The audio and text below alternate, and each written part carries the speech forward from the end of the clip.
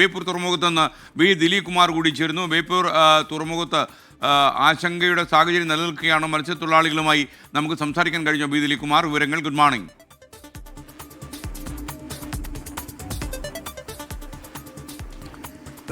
ആശങ്ക തുറമുഖത്ത് സജീവമായി നിൽക്കുകയാണ്. മാത്രമല്ല ഈ കപ്പലിൽ ഉണ്ടായിരുന്ന കണ്ടെയ്നറുകളിൽ ഏതാണ്ട് 140 കണ്ടെയ്നറുകളിൽ മാരകമായ രാസവസ്തുക്കളോ അല്ലെങ്കിൽ കീടനാശിനികളോ ഉണ്ട് എന്ന വിവരം ഇപ്പോൾ അധികൃതർക്ക് ലഭിച്ചിട്ടുണ്ട്. കാർഗോ മാനിഫെസ്റ്റിലാണ് അക്കാര്യം വ്യക്തമാക്കിയിട്ടുള്ളത്. ഇതിൽ ഇന്റർനാഷണൽ മാരിടൈം ഓർഗനൈസേഷന്റെ മാനദണ്ഡ പ്രകാരം ക്ലാസ് 6.1 വരുന്ന കീടനാശിനികൾ അടക്കമുള്ള കൊടിയ വിഷവസ്തുക്കളാണ് ഇതിലുള്ളത്. 20 കണ്ടെയ്നറുകളിൽ 1.83 ലക്ഷം കിലോഗ്രാം ബൈപ്പെറിഡിലിയം കീടനാശിനി ഉണ്ട് എന്ന വിവരം ഇതിന്റെ അടിസ്ഥാനത്തിൽ ഇപ്പോൾ ലഭിച്ചിട്ടുണ്ട്. ഒരു കണ്ടെയ്നറിൽ ഏതാണ്ട് 28,000 കിലോഗ്രാം ഈഥൈൽ ക്ലോറോഫോർമേറ്റ് എന്ന മറ്റൊരു കീടനാശിനിയുണ്ട്.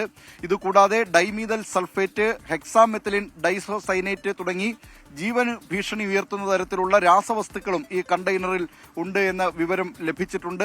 ഇത് കൂടാതെ തന്നെ പരിസ്ഥിതിക്ക് ഭീഷണി ഉയർത്തുന്ന മറ്റു നിരവധി രാസവസ്തുക്കളും 167 പെട്ടി ലിഥിയം ബാറ്ററികളും ഈ കണ്ടെയ്നറുകൾ ഉണ്ട്. ഇതുകൂടാതെ 40 കണ്ടെയ്നറുകളിൽ തീപിടിക്കാവുന്ന ദ്രാവകങ്ങളുണ്ട്. അതായത് എഥനോൾ പെയിന്റ്, ടർപ്പന്റൈൻ തുടങ്ങി പ്രിന്റിംഗ് ഇങ്ക് തുടങ്ങിയ രാസവസ്തുക്കളുണ്ട് എന്ന കാര്യവും ഇപ്പോൾ അധികൃതർക്ക് ലഭിച്ചിട്ടുണ്ട്.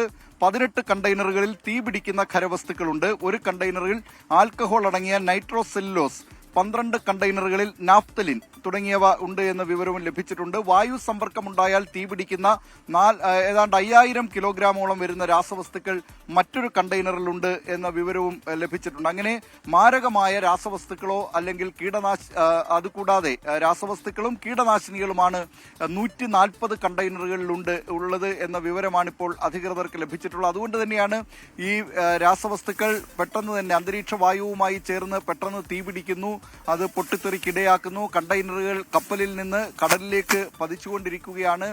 തീ പൂർണ്ണമായും അണയ്ക്കാൻ കഴിഞ്ഞിട്ടില്ല. മാത്രമല്ല അത്തരം നടപടികളിലേക്ക് തന്നെ കടന്നിട്ടില്ല. ഇന്നലെ കോസ്റ്റ് ഗാർഡും നാവികസേനയും ഒക്കെ എത്തിയിട്ട് അവിടെ രക്ഷാപ്രവർത്തനത്തിനാണ് പ്രധാനമായും ഊന്നൽ നൽകിയത്. അവിടെ അതിലുള്ള മനുഷ്യജീവനുകളെ രക്ഷിക്കുക എന്നതാണ് ഏറ്റവും പ്രധാനമായി കണ്ടിരുന്നത്. അങ്ങനെ ഈ ജീവനക്കാരെ മാറ്റി ഇപ്പോൾ മറ്റു നടപടികളിലേക്ക് കോസ്റ്റ് ഗാർഡും നേവിയും കടക്കുകയാണ്. Okay, thank you. B Dileep കുമാറാണ് വിവരങ്ങൾ നൽകിയത് ബേപ്പൂർ തുറമുഖത്ത്.